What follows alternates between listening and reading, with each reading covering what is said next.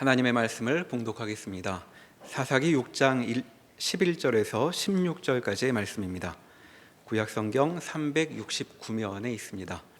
사사기 6장 11절에서 16절까지의 말씀입니다. 여호와의 사자가 아비에셀 사람 요아스에게 속한 오브라에 이르러 상수리 나무 아래에 앉으니라. 마침 요아스의 아들 기드온이 미디안 사람에게 알리지 아니하려 하여 밀을 포도주 틀에서 타작하더니 여호와의 사자가 기드온에게 나타나 이르되 큰 용사여 여호와께서 너와 함께 계시도다 하매 기드온이 그에게 대답하되 오 나의 주여 여호와께서 우리와 함께 계시면 어찌하여 이 모든 일이 우리에게 일어났나이까. 또 우리 조상들이 일찍이 우리에게 이르기를 여호와께서 우리를 애굽에서 올라오게 하신 것이 아니냐 한 그 모든 이적이 어디 있나이까. 이제 여호와께서 우리를 버리사 미디안의 손에 우리를 넘겨주셨나이다 하니 여호와께서 그를 향하여 이르시되 너는 가서 이 너의 힘으로 이스라엘을 미디안의 손에서 구원하라. 내가 너를 보낸 것이 아니냐 하시니라. 그러나 기드온이 그에게 대답하되 오 주여 내가 무엇으로 이스라엘을 구원하리이까. 보소서 나의 집은 므낫세 중에 극히 약하고 나는 내 아버지 집에서 가장 작은 자니이다 하니 여호와께서 그에게 이르시되 내가 반드시 너와 함께 하리니 내가 미디안 사람 치기를 한 사람을 치듯 하리라 하시니라. 아멘. 하나님께서 이루어내시고 또 일하시는 모습들을 보게 되면 우리가 생각하는 것과는 사뭇 다른 면들이 많이 있어서 놀랄 때가 많이 있습니다. 그럴 때마다 하나님의 행하시는 일들이 얼마나 완전하고 완벽하게 지혜로우시며 그 만들어내신 결과들이 우리가 알던 때이든 또 모르고 지나간 때이든 우리에게 가장 적합하고 필요한 것이었다라고 하는 고백을 아니할 수 없습니다.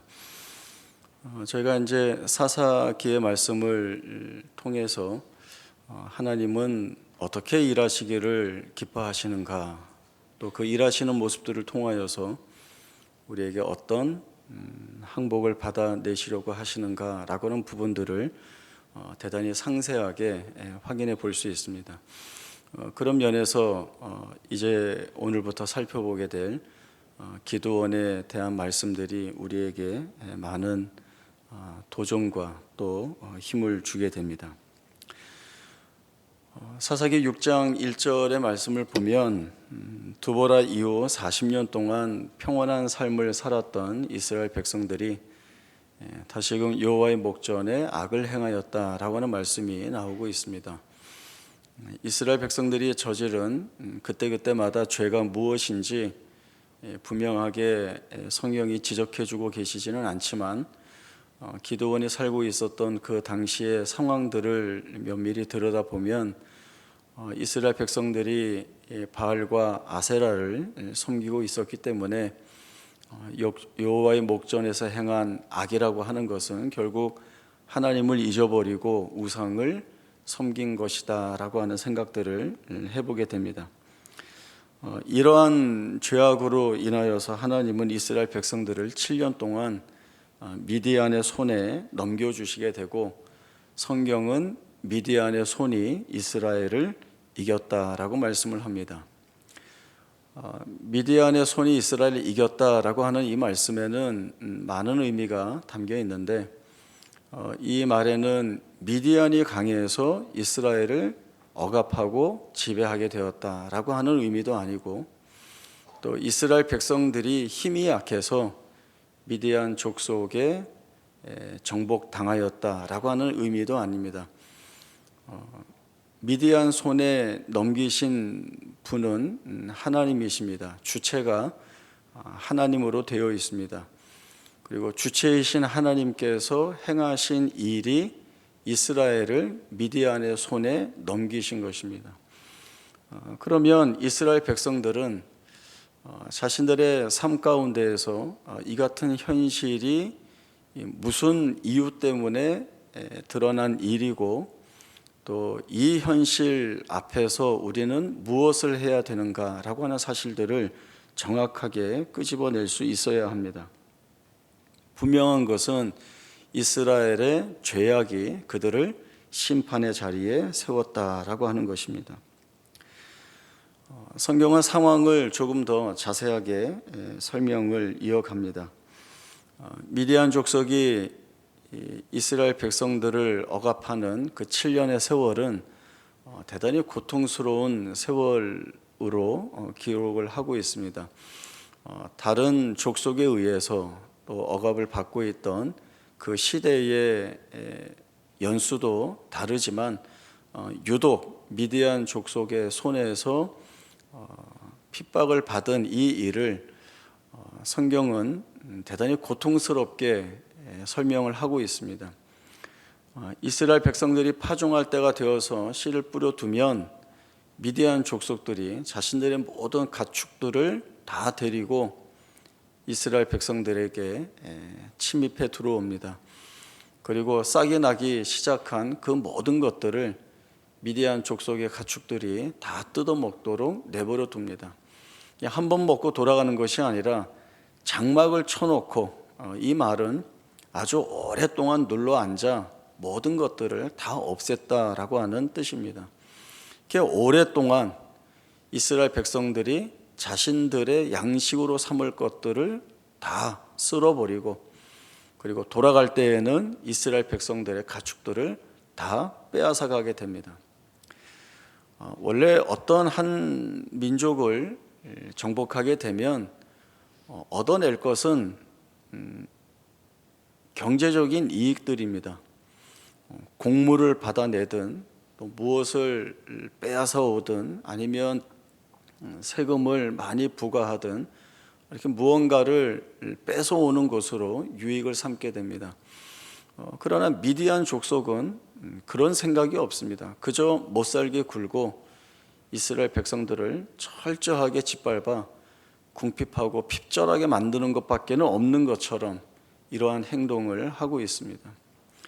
이 미디안 족속에 대한 공포와 두려움이 얼마나 컸는가 하면 이들이 쳐들어온다라고 하면 이스라엘 백성들은 언제든지 자신들의 안전을 위해 자신들이 피할 거처를 미리 만들어 두었습니다. 산에다가 웅덩이와 굴과 또 산성을 만들어서 언제든지 도망갈 수 있는 그러한 도피처를 다 만들어 둔 겁니다. 이것은 얼마나 두려워하고 있는가라고 하는 것들을 여실히 드러내는 모습들이 되고 있습니다. 이 같은 시간을 7년 동안이나 보내게 됩니다.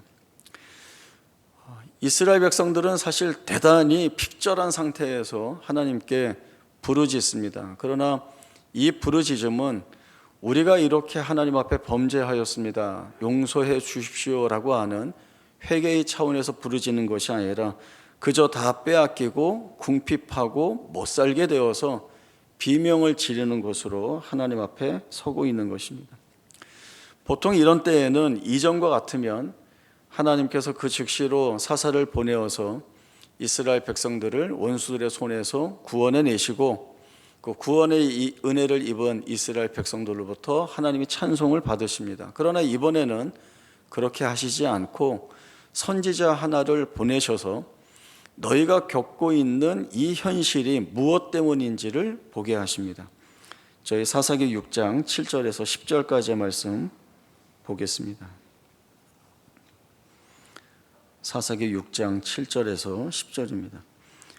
이스라엘 자손이 미디안으로 말미암아 여호와께 부르짖었으므로 여호와께서 이스라엘 자손에게 한 선지자를 보내시니 그가 그들에게 이르되 여호와께서 이같이 말씀하시기를 이스라엘의 하나님 내가 너희를 애굽에서 인도하여 내며 너희를 그 종되었던 집에서 나오게 하여 애굽 사람의 손과 너희를 학대하는 모든 자의 손에서 너희를 건져내고 그들을 너희 앞에서 쫓아내고 그 땅을 너희에게 주었으며 내가 또 너희에게 이르기를 나는 너희의 하나님 여호와이니 너희가 거주하는 아모리 사람의 땅의 신들을 두려워하지 말라 하였으나 너희가 내 목소리를 듣지 아니하였느니라 하셨다 하니라. 선지자는 하나님이 이스라엘 백성들에게 행하신 일이 무엇인지 말씀하고 있습니다. 내가 너희를 그 종되었던 집에서 건져내었다. 너희를 학대하는 모든 자의 손에서 내가 너희를 건져내었고 그들을 쫓아내었다. 그리고 이 땅을 내가 너희에게 주었으며 내가 너희에게 말하기를 아모리의 신들을 두려워하지 말라 하였다. 그러나 너희가 내 말을 듣지 않았다라고 하는 말씀을 주고 있습니다. 선지자는 하나님이 이스라엘 백성들을 위하여 행하신 일이 무엇인지 말씀하고 있지만 더 나아가서는 왜 너희가 미디안의 손에 붙잡혀 있는지를 말씀해 주고 계시는 것입니다. 자신들이 미디안 족속 때문에 고통스러운 현실을 살아가는 이유를 알려주시고 있습니다. 그것은 너희가 힘이 없어서 미디안 족속에게 당하고 있는 것이 아니라고 하는 겁니다.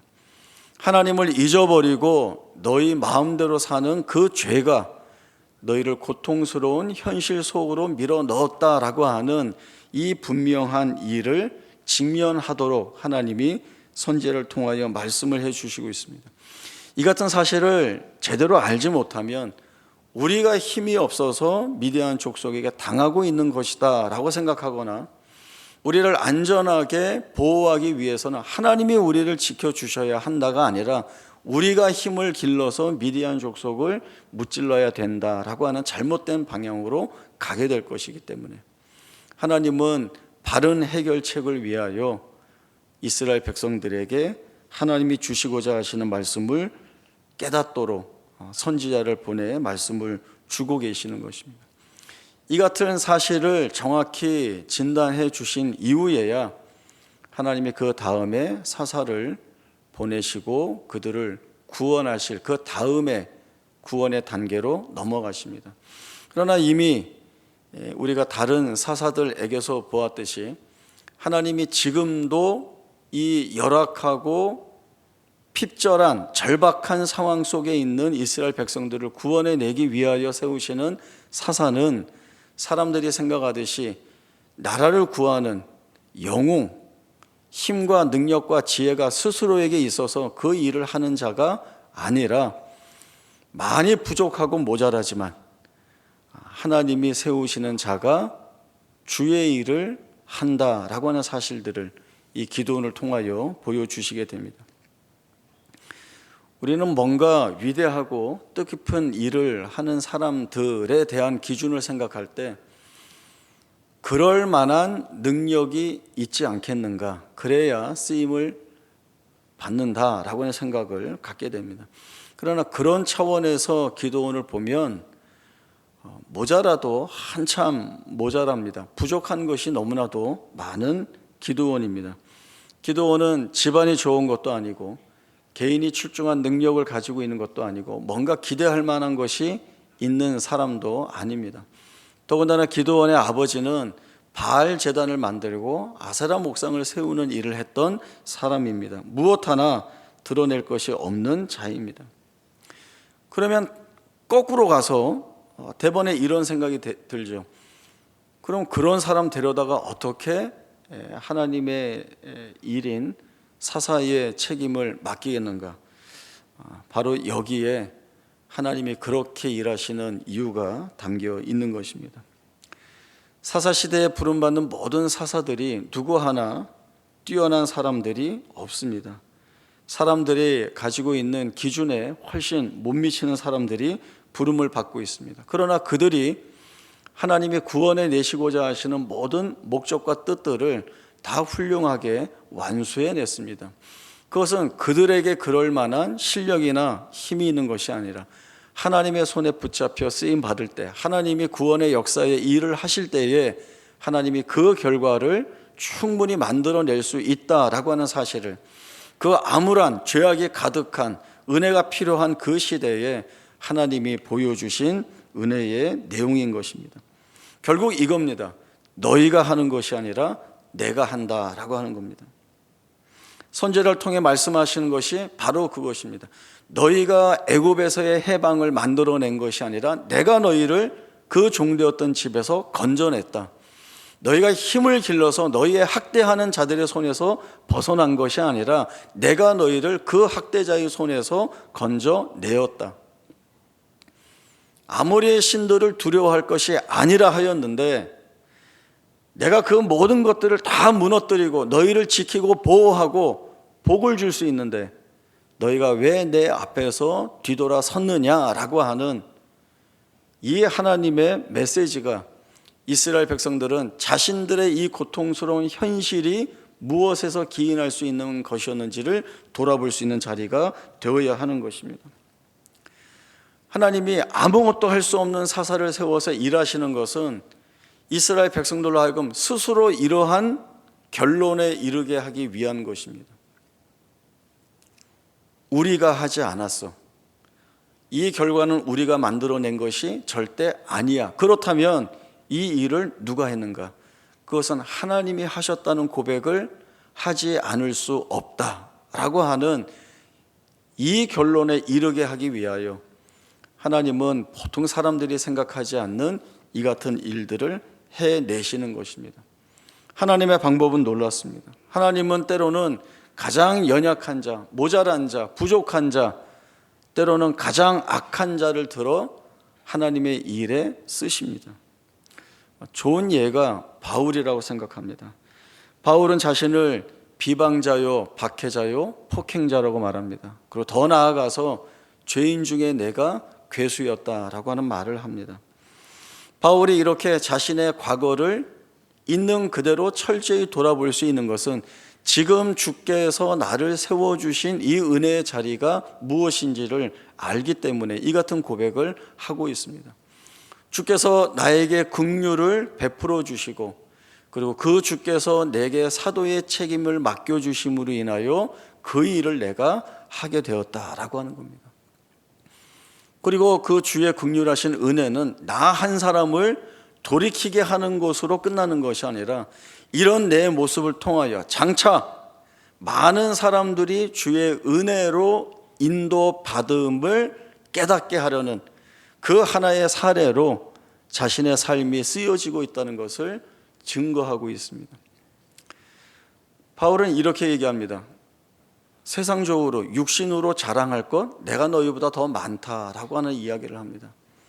나는 8일 만에 할례를 받았고 이스라엘 족속의 베냐민 지파요 히브리인 중에 히브리인이요 율법으로는 바리새인이요 열심으로는 교회를 박해하고 율법의 의로는 흠이 없는 자였다라고 하는 이 자랑거리를 드러내놓습니다. 그러나 그것이 여전히 바울의 자랑거리로 있는 것이 아니라 내가 주의 은혜를 입고 주께 쓰임받는 이 자리에 와서 보니 그것은 아무것도 아니더라.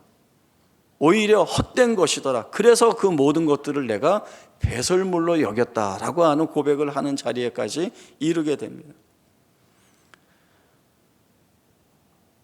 사실 교회와 성도들을 핍박하는 가해자였던 이 바울을 바라보는 교회 성도들의 기도는 아마 이것이지 않았을까요? 하나님, 저 원수 사울을 제거해 주십시오.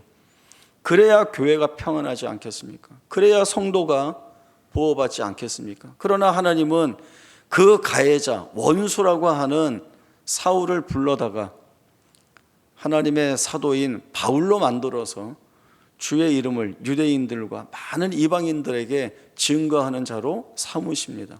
하나님의 손에 붙잡혀 귀하게 쓰임받는 자로 변화되었다라고 하는 이 사실은 이 하나님의 일하심이 얼마나 놀라운가. 이 하나님의 일하심은 그 한계가 없고 끝이 없고 참으로 무궁무진하지 않는가라고 하는 사실들을 보여주게 됩니다. 그러면 그것으로 끝일까요? 거기에서 우리가 확인받게 되는 내용들이 있습니다. 우리가 말할 수 없는 고통과 환난, 고난 가운데 처할 때가 많이 있습니다. 또 생각지 못하게 겪게 되는 불행한 일들이 너무나 힘들고 어렵습니다. 사실 저희끼리 하는 이야기지만 자식 놓고 고민하고 할 때에 얼마나 마음이 아프고 어려운 일들이 많이 있습니까? 생각대로 되지 않죠. 그러나 우리가 할 수 있는 것이 무엇인가라고 돌아보면 기도하는 것밖에는 없다라고 하는 겁니다. 이 영역을 넓혀서 우리의 삶에서 겪게 되는 모든 하나하나의 일들이 결코 우연히 일어나거나 아니면 어떻게 하다 보니 할 수 없이 일어나는 일들이 있지 않습니다. 그 모든 일들에는 하나님께서 목적을 담아 주시는데 그 목적을 우리가 다 알아내기도 어렵고 알아낼 수도 없습니다. 그러나 그 일 앞에서 우리가 해야 할 것은 하나님께서 이 일을 분명히 우리에게 유익이 되도록, 우리에게 은혜가 되도록, 복이 되도록 이 일들을 사용하신다라고 하는 겁니다.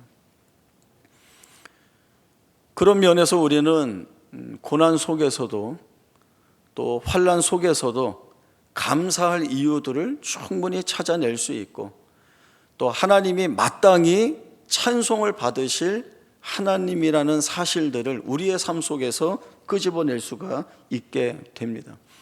이것은 철저히 우리가 하나님 앞에 나 자신을 세웠을 때 드러낼 수 있는 고백입니다. 만약에 우리가 하나님 앞에 나 자신을 세우지 못한다면 이 고백은 우리에게서 절대로 드러날 수 없습니다. 신명기 8장 11절에서 18절까지의 말씀 찾아보겠습니다. 가나안 땅에 들어가는 이스라엘 백성들에게 가장 중요한 명령을 주고 있는 모세의 말입니다. 신명기 8장 11절에서 18절까지의 말씀 제가 읽겠습니다. 내가 오늘 내게 명하는 여호와의 명령과 법도와 규례를 지키지 아니하고 내 하나님 여호와를 잊어버리지 않도록 삼갈지어다.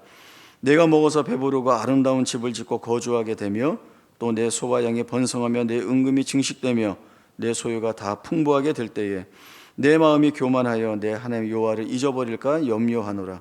여호와는 너를 애굽 땅 종되었던 집에서 이끌어내시고 너를 인도하여 그 광대하고 위험한 광야 곧 불뱀과 전갈이 있고 물이 없는 간조한 땅을 지나게 하셨으며 또 너를 위하여 단단한 반석에서 물을 내셨으며 내 조상들도 알지 못하던 만나를 광야에서 내게 먹이셨나니 이는 다 너를 낮추시며 너를 시험하사 마침내 내게 복을 주려 하심이었느니라. 그러나 내가 마음에 이르기를 내 능력과 내 손의 힘으로 내가 이 재물을 얻었다 말할 것이라. 내 하나님 여호와를 기억하라. 그가 내게 재물 얻을 능력을 주셨습니다. 이같이 하심은 내 조상들에게 맹세하신 언약을 오늘과 같이 이루려 하심이니라. 모세가 가장 중요하게 명령하는 것은 하나님을 잊어버리지 말라라고 하는 것입니다.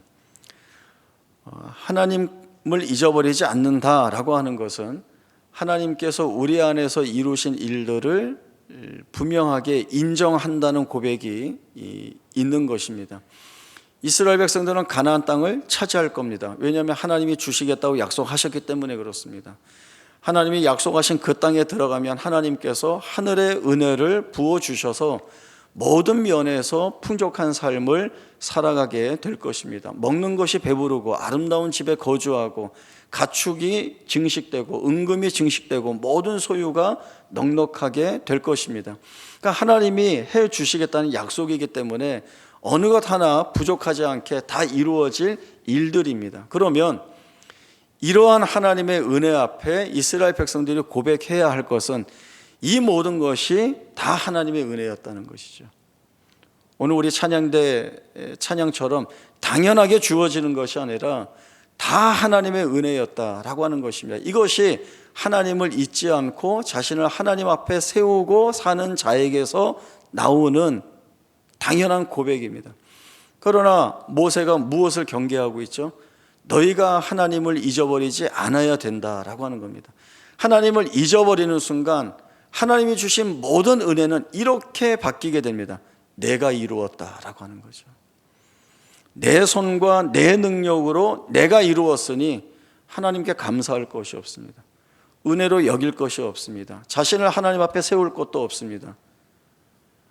내가 내 삶을 책임지는 주체라고 하는 고백밖에는 남지 않습니다.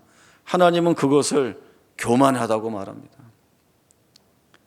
피조물의 책임은 창조주를 기억하는 것입니다.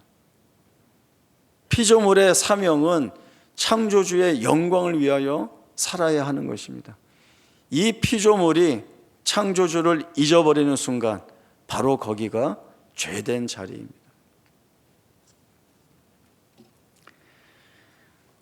우리가 어떠한 고난의 자리에 있다 할지라도 하나님의 일하신 모습을 보면 하나님은 거기에 우리에게 필요한 그 이상의 은혜를 충분히 담아 주실 수가 있습니다.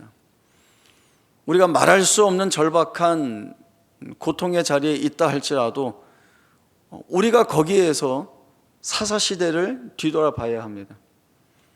죄가 가득하고 그 죄로 인한 심판이 임하여서 암울한 그 시대에 하나님께서 빛같이 뚫고 들어오셔서 그 백성에게 필요 이상의 은혜를 채워주셨습니다.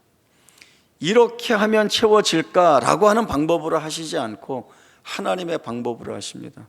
그것이 이스라엘 백성들에게는 훨씬 분명하게 그리고 가장 정확하게 이해할 수 있는 하나님의 일하심의 역사가 됩니다. 우리에게도 그 역사를 하시죠. 우리에게 필요한 이것이 있어야 이 문제가 해결될 것이라고 하는 그 자리에 하나님이 그것으로 너희의 문제가 해결되는 것이 아니라 내가 있음으로 너희의 모든 문제가 다 해결된다는, 부족한 자리에서도 은혜라고 고백할 수 있는, 안 되는 자리에서도 감사할 수 있는, 그것은 하나님이 우리와 함께 계실 때에만 고백되어질 수 있는 내용입니다. 이것이 가장 중요하다는 것을 성경이 말씀해 주고 있습니다. 저희 결론 같은 말씀으로 빌립보서 4장 6절 7절 말씀 한번 찾아보겠습니다. 빌립보서 4장 6절과 7절 말씀입니다. 저희가 이 말씀은 다 같이 한 목소리로 함께 읽어보겠습니다. 빌립보서 4장 6절 7절 시작.